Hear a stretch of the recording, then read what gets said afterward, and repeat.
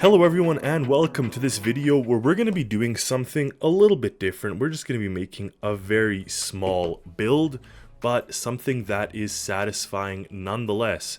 Now you see all these trailers, what do they have in common? Well, what they don't have is a drop deck. Drop deck trailers seem to be one of the most useful type of vehicle trailer, and it pretty much works by gravity. The center of gravity is such that the back just wants to naturally tip down, and then as soon as you drive up something onto it, it will actually start to fall forward and lock in place. This idea actually came from wanting to put the Rat Uniload onto a trailer so you can actually take it places. And out of all of these, the only one that is even a viable solution is the ramp trailer. So you gotta lower the ramp, which isn't a big deal, and it seems to work quite well once that is lowered. Then what you do is you'd hop into your creation, position itself such that you can drive right on or ride on, and there you have it. So this is a good solution, and in real life this is certainly one of the types of vehicle trailers that are very popular and very common. But say we don't want to have a ramp, well, then we can do a drop deck. So what I'm going to do is I'm just going to start off with this very small trailer. I'm going to delete all the Unicon stuff because we no longer need that for this particular example. And when that's done, what I want to do is extend it. So what we'll do is just grab the wheels out, grab all this stuff out, and drag it out that way. Now this video is something that you can watch and relax to because it's not highly technical. This is a very easy build, but if you do want to see my process, my build process, my inspiration, how I kind of do things, well, then stick around. So with that, and I'm not building it from scratch, as you can see, I'm using a pre-existing trailer that I have.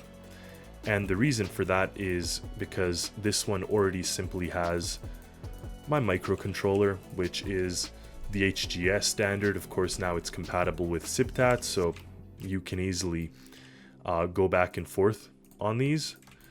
And what I do want to do though is drag this out. I want to keep as much weight forward as possible.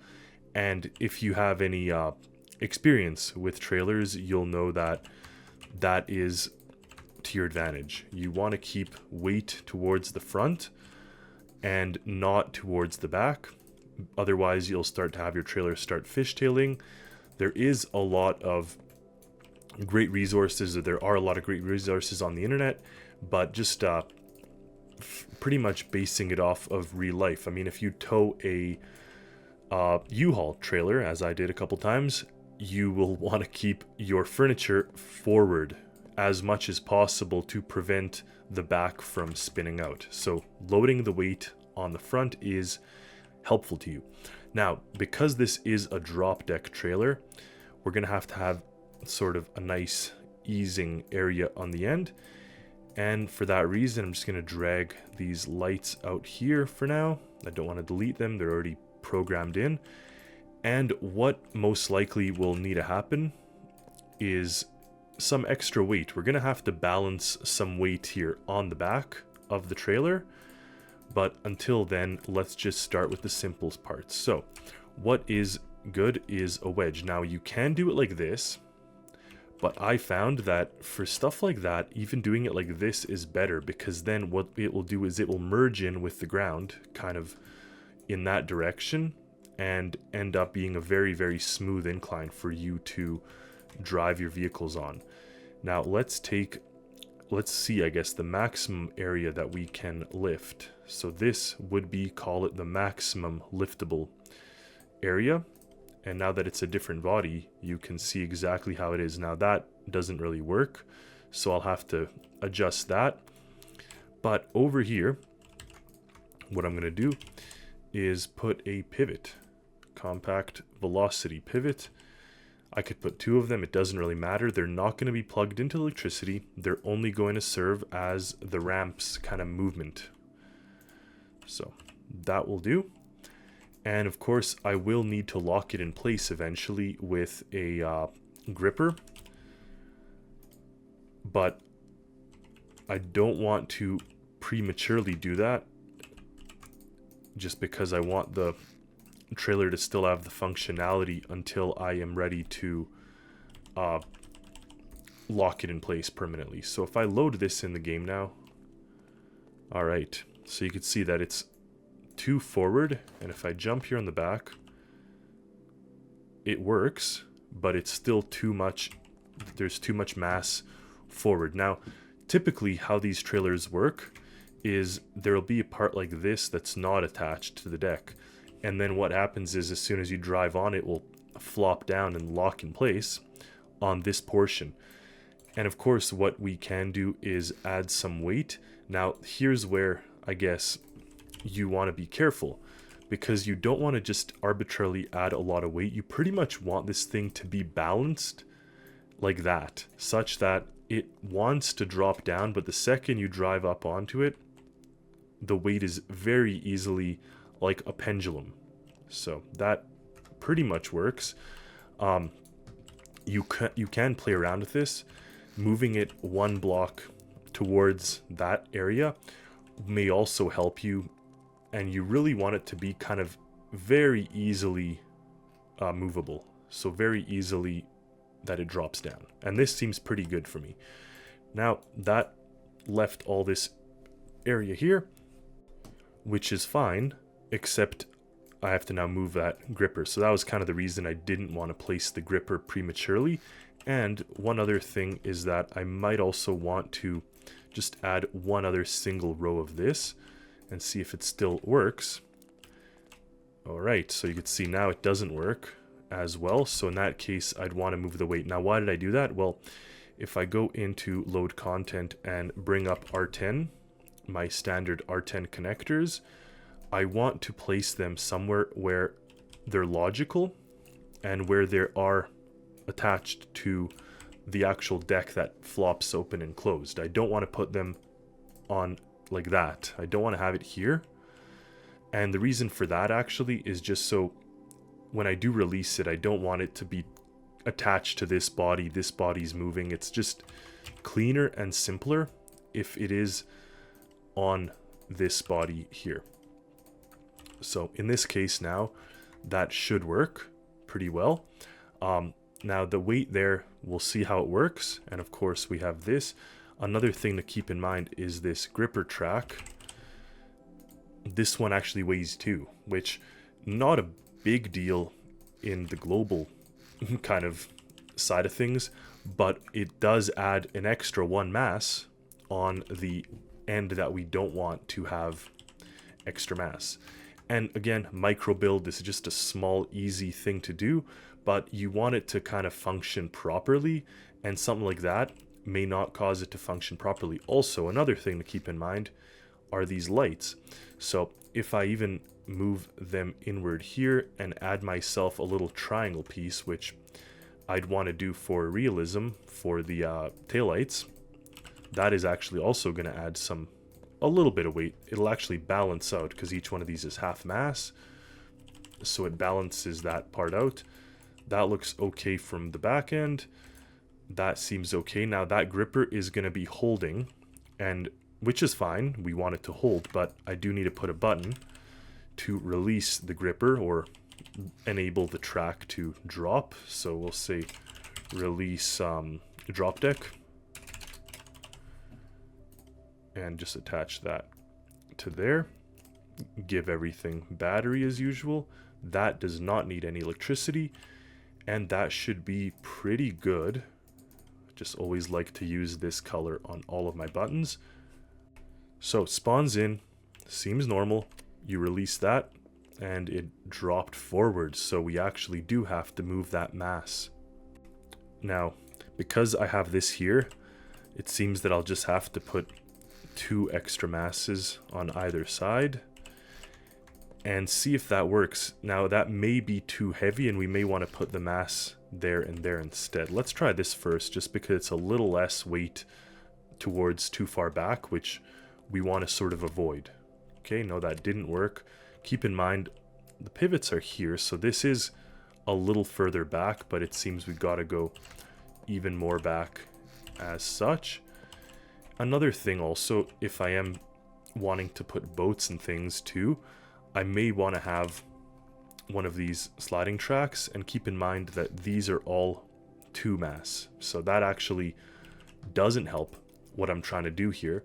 So it will be just a balancing game until I can end up with something that will drop the deck back.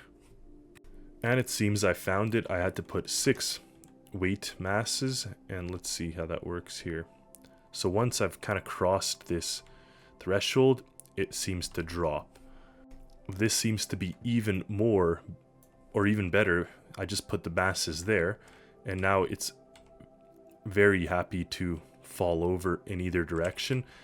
And the nice thing is, if you turn this button off, once this kind of falls down, it will lock in place. So in theory, what you want to do when you're loading a vehicle up is let it drop down. Now see how it's so balanced that it actually doesn't want to really, once you do this and release it, it doesn't want to go all the way down, but you can kind of push it. And actually in the video, that's what the guy did. So that means we have the balancing almost perfect.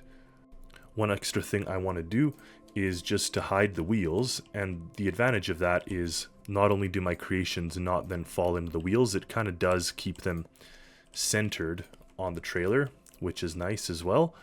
I guess I can continue that further back. Adding weight here probably offset my balance, so I have to be aware of that. And I guess I can also continue this to there. Doesn't really matter as long as that doesn't hit into that. So I played around with the balancing a little bit more. One thing that I actually want to do, rather than having a toggle button, I'm going to put a push button.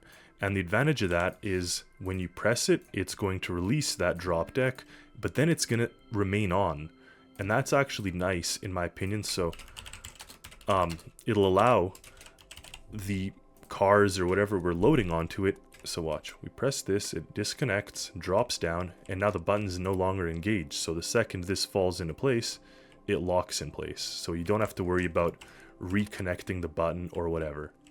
Seems to work quite well. It seems the weight is not perfect, but we'll see how it works when we're loading something on. Alright, first iteration, I did put a truck as well, just because I want to raise the leg to make sure everything works right. Now if we hop into the skid steer here and drive forward and forward and forward. Now I didn't engage the bottom connector. Now it's engaged and now it's attached. Okay, in that case I can shut it down, and there we have it. So we've attached the skid steer to the trailer, and we're able now to hopefully drive it around. We're going to see the weighting of that trailer, because I don't quite know if the extra weight on the back is going to cause it to want to kind of fishtail. And we do only have the skid steer attached on the front connector, but it seems okay. I mean, yeah, it's skidding around a little bit, but we're also kind of taking sharp turns. Overall, I'd say it's quite good. And now if we want to bring the skid steer back out, ooh, so that is the problem. It can't have the push. It does have to be a toggle, because in this case, I can't drive it off. Well, that's why we have these brainstorming sessions and building kind of techniques. So in this case, I didn't trigger the release. So what's going to happen is if I press this, it releases. And now if I hop in this, put it in reverse, release the connector, and drive back, boom, it drops back down and I could drive right off. This is honestly the best trailer type. Obviously this size trailer is good for small vehicles and things. It would have to be longer to fit regular cars and trucks, which I might do in the future. Honestly, I think I will for sure. This is such a useful type of trailer. One thing that's really nice to load with these is an ATV or quad. You'll note that I didn't release this thing yet, even though it's been ready for a while. And the reason why is because I've been struggling with trying to make the best type of connector for these things. And what I have currently is a hardpoint on the front for attaching it to other vehicles, but I think I'll need to put the hardpoint on the back. And the reason for that is because then it just makes it so much easier to load onto trailers like this, and you don't really have to, you could just use the front electric connector for stuff like this, and then you use you back up and use the hard point on the back. So I'm probably going to change that, and again, that's the reason I haven't released all these things, just because I've been kind of in a predicament trying to get the most useful and readily accessible for all kinds of creations, just so it's like universal. I guess universal is the right word. Now I have with this type of connector, yeah, it's only attached to one point, but you can now load it inside a helicopter. You could load it in all kinds of things, more useful than a hard point. The hard point is great for securing it, but this is more useful in a global scope. Anyway, this trailer I love. I'm very happy with how this turned out. Very simple, easy build, but you get to kind of see my work process and thinking. I didn't really cut much of the video. I just worked through with you guys. So anyways, thank you for watching. Stay tuned for more videos. Stay tuned for more content.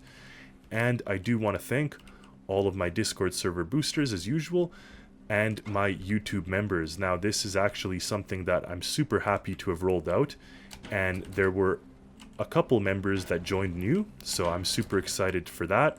They've already got access to the newest OMA helipad, so the helipad's out for them. It's just in the final stages of being completed, but until then I wanted to make sure that they have access to it and test it out and all that good stuff. So thank you all for watching, and until next time, happy Stormworksing everyone.